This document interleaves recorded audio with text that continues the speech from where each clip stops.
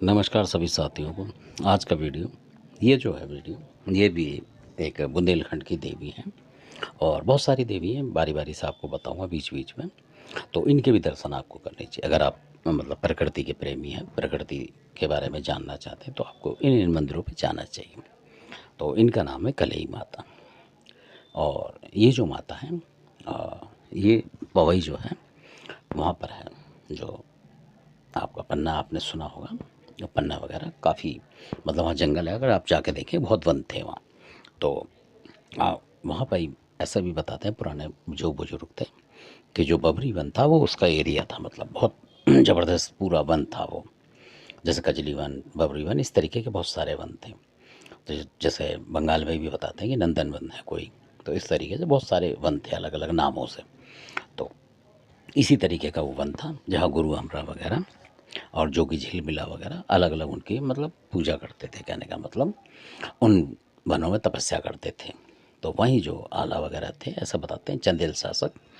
तो उनके जो मतलब जब से सैनिक सिपाही होते हैं वो सारे के सारे आ रहे थे कहीं से, मतलब जैसे कहीं लड़ाई हो गई उसको जीत के उस तरीके से वो आ रहे थे। तो शाम का टाइम बताते हैं कि हो गया था, यानी कि शाम का पूजा का। तो आला जो थे उन्होंने बोला कि भाई पूजा आरती का समय हो गया, तो खाना खाने से पहले मतलब आप पूजा पाठ करेंगे। तो उन्होंने अपना खाना वाना रुकवा दिया था, मतलब पहले चलते होंगे खाने वगैरह लेके, मतलब सारा होता था सामग्री।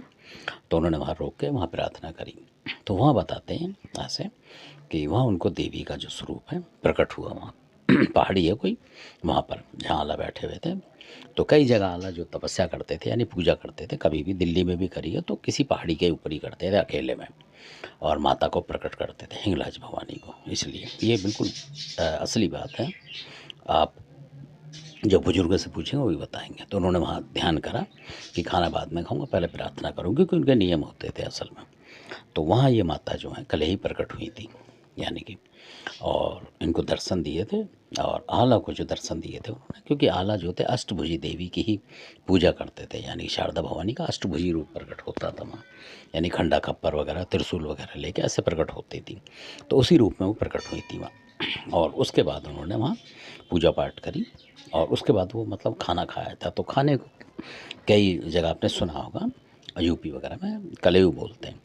तो उसी का अपभ्रंश होकर मतलब कलेऊ यानी खाना छोड़ के, कलेऊ छोड़ के उन्होंने पूजा पाठ करी पहले, यानी कि वो रखा रह गया और उन्होंने पूजा करी। तो इसलिए उनका जो कलेई नाम हो गया कि जो भी कले कलेश होते हैं मतलब उसको काटती है माता असल में।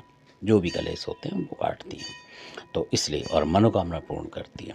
और जो निसंतान दंपति होते हैं उनको बताते हैं कि जो मतलब बुजुर्ग भी हो जाए एक बार को, मतलब ऐसा बताते हैं। अब कहाँ तक सच्चाई है भगवान ने बुजुर्ग जो बताया करते थे कि उनकी शक्ति से मतलब आस औलाद भी हो जाती है। यानी कोई दिक्कत हो, रुकावट हो, कुछ ऐसा किसी ने बंधन लगा दिया हो, मतलब किसी तरीके तंत्र मंत्र का, ये भगवान रूप में है। मतलब पहले मैं ये बताऊँ आपको, पर इनकी शक्ति से वो काम हो जाता है। अगर कोई दिक्कत समस्या होती है तो बहुत से सुख समृद्धि के लिए भी करते हैं पूजा, इसलिए। और ये सुनती हैं। तो ऐसा भी बताते हैं बाद में। और जो परमारकालीन बात है ये, आला उदल जो थे उस समय के थे परमार की, मतलब हाँ और भी उन्होंने मंदिर भी बताते हैं बनाए थे, अब हैं कि नहीं है, क्योंकि कई जो राजा हैं उन्होंने तोड़ा ताड़ी भी करी है मंदिरों की उस वजह से। तो उनके पहले मूर्तियाँ उन्होंने स्थापित भी करी थी वहाँ परमार काल में। तो उसके बाद वो वहाँ से चले गए थे, मतलब तो इसलिए। तो उसके बाद जो वहाँ के नागरिक जो थे मतलब आसपास के, उन्होंने प्रार्थना करी थी। तो ऐसा बताते हैं कि अब इसमें कहाँ तक सच्चाई है ये भगवान जाने। जो कि बुजुर्ग कहते थे कि वो माता जहाँ पहाड़ी थी जहाँ से आला ने उनकी प्रार्थना करी थी वहाँ रुकी थी वो। तो पहले वहीं स्थापित थी, मतलब वो वहाँ जो आला ने प्रकट करी थी।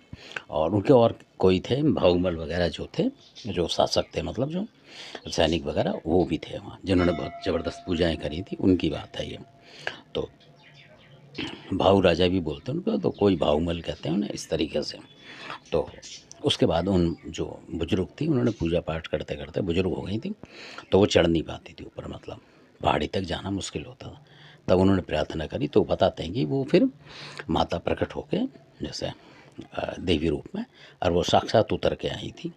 और जब वो आई थी तो वो अपने घर के पास ले जा रही होंगी, मतलब पूजा करने घर के पास। पर उन्होंने अचानक जो नदी है वहाँ पे, पत्नी नदी बोलते हैं, वैसे गंगा नदी मानी जाती है वो। तो उनके पास आते ही उन्होंने मुड़ के देखा और वो देवी वहीं मतलब पाषाण की प्रतिमा वहाँ बन गई, ऐसा बताते हैं लोग। तो वहाँ पर ही आज उनकी पूजा होती है और लोगों की जो मनोकामना कष्ट वो काटती हैं देवी। ये बिल्कुल असली बात है। तो इसलिए, और जिसके निसंतान दंपति होते हैं उनका भी बहुत करती हैं वो, जैसे विजासन माता है आपने सुनी है, इसी तरीके से ये भी है। धन्यवाद। अपनी वीडियो सुना अच्छा लगे तो आप सब्सक्राइब शेयर लाइक करें।